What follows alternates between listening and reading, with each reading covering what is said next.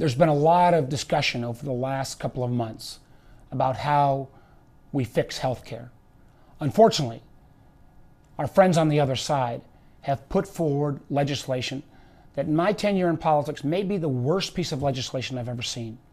Legislation that provides a tax cut for the wealthiest of Americans, and at the price of that is, in at least the previous legislation, 22 million Americans would lose their health care, as well as a massive transfer of responsibility of about $800 billion from the federal government to the states in terms of Medicaid.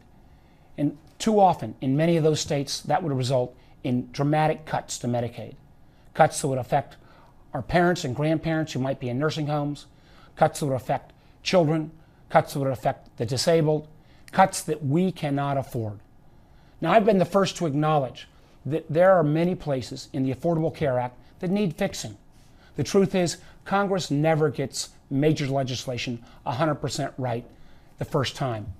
Unfortunately, over the last 6 or 7 years, so many of our Republican colleagues have not been willing to sit down and work with us on how we might fix health care.